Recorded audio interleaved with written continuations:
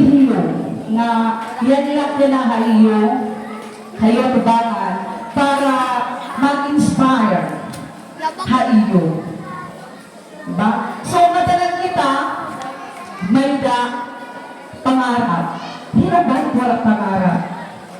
Tikat kitang bata, pag nalang pala ang nangangarap aton, aton mga parents, ang aton kag-anak. Wala iba ang nangangarap para kaupayan, kundi ang aton mga kag-anak. And along the way, sinisinitira ang ating eskwelahan until such time, itong na dream, itong na pangarap ng ating mga kag-anak, nag-transfer nga dahat. Because they are guiding us para ma-realize natin ito na mga pangarap natin nga adahit atin kasing-kasing adahit atin mga hula-hula. Okay? So, matalan kita may pangarap. Pero diri madali, diri masayod, pagkadto, hipon na pangarap. Hipon na atin, karuyag bulad sinyon o karuyag mangyayari. Kada tuwing may nakit pangarap. Diba before mag-start it, school year 2023-2024, nangarap kit na mahiapi yan na nga pagtatapos. And then, yan ikaw. Ibig sabihin, nakatuwag niyo, ito na iyong pangarap. Diba? Kapalit feeling. Kaya atikan na abot niyo, hindi yung pangarap na matugtong, hindi yung pinagadato na pangarap, hindi yung kinabuhi. It ating pangarap, pangarap itiwan, hindi ating mga kaganak. Yan na kaya dakang napuruko. Diri lang kamo'y gililipay.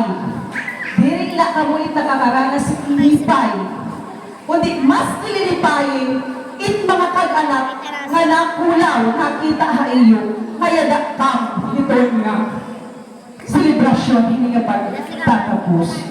And aside from the parents, the school, it is nilahan gililipay para iyo. Lalong-lalo na ang ating school head, Ma'am Elizabeth and Nurture. Then, ang ating mga teachers. Kasi, diri lang kamo ipag-celebrate success. Your success is also our success as your mentors. So, itiyo ang pagkakot, itiyo pangarap, dunig kami. Parang itawag pangarap para iyo, naabot liwat naman. Diba? Nasa nga kanina, diring madali, ipagdadahit pangarap, pag-abutin pangarap.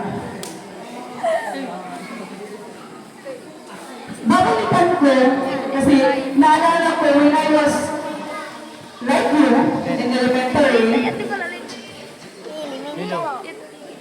before I enter grade 1, we were living in Kamangganan. Hauba kami na-star. So that is why I was born 1991, napigulang up. Anak ng mga classmate, diri ko nakaedad. Lagas na up. Kaya diri ang natatang sa section grade 1, kaya ma-enroll akong papag. Kaya di man natatay ka mambalan na star. Diri man kakatampos. Di na school year, ma-enroll na luwag din. Pag-school na magtutuan na punto, ma-enroll na luwag at dito. Malipon. And natampos ko grade 1, din hinapagbalik ko. Matag naman nag-teacher ang grade 1. From a kipo, from a mamabobo, mamkipo, mamabubo. Pabalik-balik. Then natapos ko, pero sa when I was in grade 1, my mom passed away. Wala. Wala na tanan. Kaya nawala hinanay. I was happy and I was dreaming when I was a kid na magdadago magtatapos together with her. But when ganun talaga ang buhay, sinusubok tayo. Tayo ang talo kung magpapaapekto tayo sa ating mga kabiguan. When I transferred, when I was in grade 4, when I was in grade 5, transferred to Itapan Central Elementary School, nang-start up dito. Bata pa, nang-start up mag-asawa. I was grade 5, nanunaw mong aking kabaktinan nga dahang kabatas. Imagine, from Pantalan Barangay 4, ginlalakap ko may kudara nga baldi, tiba ka itong kabatas, baktas langit kay waray taman, kalsada, palanas pato. Pero diri, naging rason para sumukwak. Diri niya naging dahilan para i-stop ko yung pag-eskwela. Like you, nangarap at liwat na pumuro ko at makagraduate ang Han Elementary. That is why, bisan kung bata pa kinayod ko, iginapang ko, ipakalugaringon, pangistar, para makatangkos. You are fortunate. You are very lucky. Ngayon, iyong mga kag-anak, iaadahan iyo. Diba? So, adahan iyo, rason, mga paraan para makabot o maabot na iyo, iyo mga gintinguha. Then, during graduation, I was very sad yung mag-graduate na. So dahil wala kay tatay. Because tatay was Manila. Dili mo ay pakiramdam na you are just receiving that success, that achievement in your life. Wala kang pamilya, wala din ama, wala din kaasya naman la, wala naman nila. Na dinalahat, ipag-iniistara. Pero walang fortunate. I was fortunate. Nga anak iniistaran, itinuring at na anak. Itinuring at na member of the family.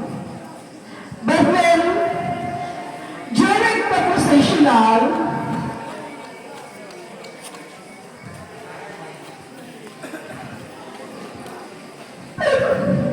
that I was working, I saw my father tumatada niya. Iba yung feeling na ipinag ang anak ipiyada natupad. Hay. Tapos, diretso tatay na pinupada. Nagatong parang yapikan nga Manila.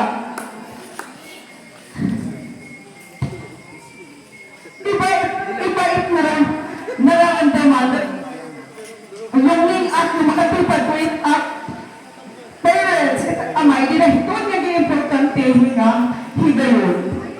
Kasi asya, bisa ko ng start up, bisa ko na I always appreciate it at amay. Kasi, tidak ka iya primero natutong pagbasa, tidak akan tatay natutong magbilang, kasi tatay diri hubya magtuto. When we were living, hapag na o kamangbanan, before tatay magpanggil, it was hit,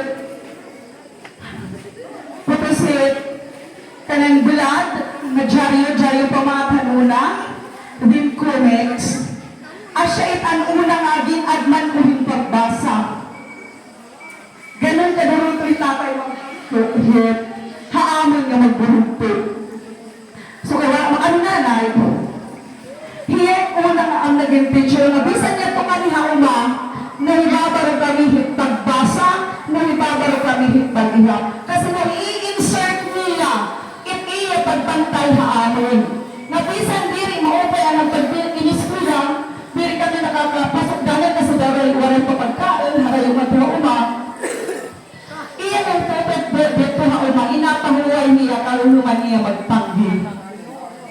See, parents, bako it atin rule.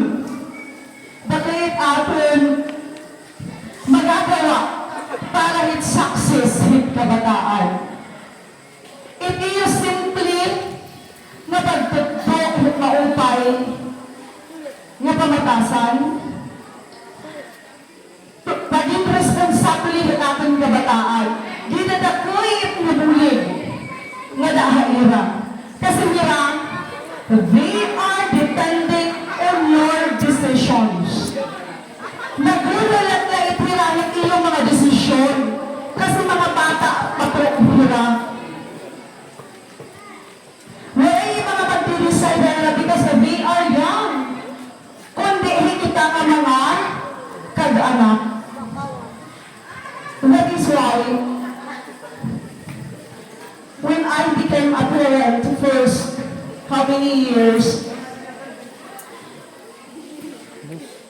naging kag-anak na damatong pura ka, pura ka to eh. Hindi ako magpalumang. Bakit ako mag-hit? Nag-sakripisyo at magpalumang ka. Ginagawa ko niya tanan. Ginagawa ko niya tanan. Nagkakaroon natin, I was not a permanent teacher. Pinapasok ko niya tanan. Because I wanted na may hatag ko haira. If akin kaya may hatag haira. Pagdisiplina is the most important thing as a guardian. Kita naman yung mga kabataan, kami, pamamating kita natin mga kaiganak, kasi diri hit ikabagto hinkaratan. Walang po kag-anak na magyayakan, hindi kararaot niyo, matanan, ika-o-upay. So listen to your parents. Kasi ako, hindi nakit, ito niya butang. Asyait ang lahay ko para nasi ipon na sasuga akin at parents. May na mag-disiplina haak, may na mag-iisip haak na parents because I committed a mistake. Why? Kasi nakagtuwak yung iba nga balay. I pursued my dreams dito hin iba nga pangapalimaran. But it doesn't mean diri nasukret haakon it akon kag-anak. We are always there. They are always there. Hindi man financially na nagsusupport, at least emotionally, iaada. Wala na talaga. Waray na talaga igagawa because I understand my father during those times pero na kulit kayong tintuhin nga tanan masugalit ngayon ikag-anak because ang dami namin I was fourth tapos I am fourth child ng 7 tapos anak ka mangluran nagsusunod na Princess, Ruby, Hidundun, mga gugpi pa. Then, tahanap ito ang laistahan kapag nasa rin at pirmi, hit at iniistaran na makanhiak Hasan Roque ever shot Saturday. Why? Bakit kailangan ko pumunta ng San Roque every Saturday? Kasi, kailangan kong ipaglaba sa mga damit at aking mga manghod. Kaya wala man nang bilin ng mga katigurangan kahaap, pinagod pa ni Malay. Nakapinahura ubos sa Manila. So the responsibility was within me. Mabisan kung nangingistar aking iintindi ko tutakan mo para ipanmunak ang kahuntuan. Para igtahi inira mga shorts na nagkakagugubo. Mapinangarap ko nga igtahi ako. Puno ang nagtatahi ha. Yung ang mga buhok na short. Pwede mo napapalitan pirmi. Napapalitan ang hauna. Parang sa malat makapalit yung mga shorts. Yung mga bado. Kasi nagsasalo-salo na imahe. So kailangan magtahay magigising. Ako pa ang natahihan when I was young. Diba? Ganun yun. Kailangan kung yung pundasyon sa pamilya, sabi ko nga kanina, kung mahina ang pundasyon sa pamilya. Kasi hindi natin masisisi minsan yung ating mga magulang na nangihina sila minsan, tayo mismo sa sarili natin, palalakasin natin yung pundasyon na yun. Tayo mismo yung magpapalakas sa mga sarili natin kung hindi natin nakukuha sa mga magulang natin. Kasi hindi natin sila masisisi na minsan dumadaan din sila sa mga problema. Diba? Dadagdag pa ba tayo sa mga problema nila? Sino ba dito yung gusto makamit yung pangarap? Sino? From graduate? Lahat. From completers? Lahat. Lahat natin gusto makamit yung mga pangarap natin. Kaya nga, yung tema ng DepEd, yung kabataang Pilipino para sa matatag na kinabukasan ng bagong Pilipinas. Bakit? Yun nga kaidat si Rizal, walang pinagkaiba dito sa tema natin ngayon, na ang kabataan ay ang pag-asa ng bayan. Same lang siya. So para maging matatag yung kinabukasan ng bagong Pilipinas, nakasalanan sa inyo, mga kabataan, yung pagpanday para maging matatag ang kinabukasan ninyo. Paano ba tayo makakatulong? Ay tatanungin nyo sa sarili nyo, paano ba ako makakatulong para maging matatag yung kinabukasan ng bagong Pilipinas? Ano ba yung sinasabing bagong Pilipinas? Diba?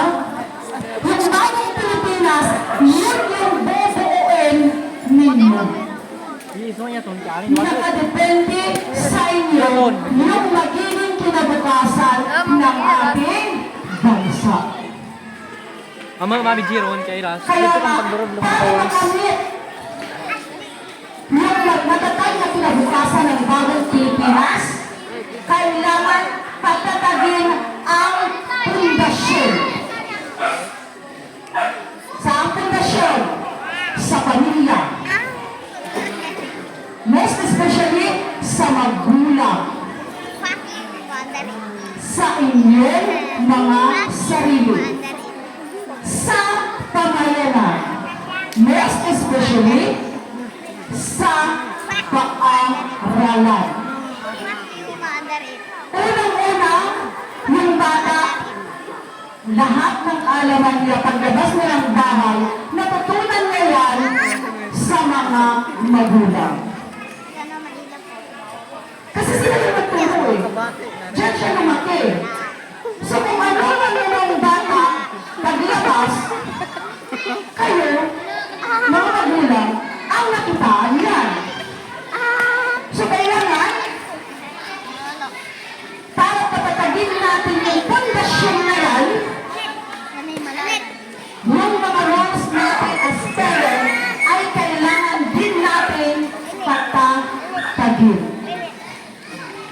mga anak? Kayo mismo, sa sarili ninyo. Kayo din yung magpapatatag sa mga sarili niyo. Paano niyo patatatagin? Simpleng pagsunod sa magulang. Most especially, kasi yung mga magulang naman, kadalasan niyan, pumasok sa school. Pumasok sa school. Kailangan niyo pumasok sa school. Bakit? Kasi ninyo, makikita yung liwanag at yung tuwid na daan para makapunta sa iyong pinapangarap. At maging kakibat sa pagtanday sa matatag na kinabukasan ng bagong Pilipinas. When I was in high school, pinapit na si Reyna, peaceful ako college. Sa ginupan ko, ipagpag-eskwila. Kajaruyag ko, maang-eskwila. Gituhay ko, nagpag-eskwila, kajaruyag ko pa eskwilahon Waray aktag, iniwantot ang mga taga-nagpunod kasangkayan, pero dili masaring oras ko sangkayan. May sangkal pero I always manage my time. Minamanage yung oras. Kung kailangan mag-araram, mag-aaral. Direct pinababayaan at pag-eskwela. Well, kita paliguro na makita ala. Natuyangan ako ng eskwela at college. Nakamit ko at ginumara. Pero sa Tusay, Vincent at Metro Manila. Nag-entrance exam na high school. Pag-enroll na lang ko na. But then, kita ka ay Vincent at Metro Manila. Nagsinabi, mataano ako Manila? Mataano ako dito? Pati eskwela ba Kaya sa iyo tatay pa eskwela ko Uy, kami niya. Pero, Pinaringan sa naghilat maka-eskwela ko wala ako ka-eskwela Until such time na dinatang kinuha ako sa nagbugto. Kaya nga mag-asawa, kukulaan ko yung insinyador mo dito ang Cavite. Di ka suwala pa nga ka-eskwela. Dito na kayo nagtita na ang eskwela. Nag-eskwela na ito. Kaya, ang gitatuwa na ang itatay, wala magpa-eskwela ha. Nagtrinabaho, makakayan pa eskwelahan. Kasi ang sarili ko tatay pa eskwelahan na. Diretso lang yun. Wala na akin ang pangarap. Di na akin makaka-eskwela. Ang transaksyon sa ito na kanina, naging kuha ako at bugto. Bugto Pero yung mga nadatangit na natatangataran niya, nagkakaproblema, nanahilan niya year 2011. I went back from Manila year 2011. Abing tambay. Nakanipaat ang mga sundalo. Hirait nag-anuhaan na. Tagaragong hindi iskilaha at tagaragong hindi tikangan. Pag-iskila nag-utro, kuni ka man, kunabutik na aral. Ano nagmahala na, walang mahaak magpapaiskila. Asya at ako nagiging, gilking. Waray haak magpapaiskila. College kasi yun eh. Dati may tuition factor na. So waray na, kung taga-nalagara na Then,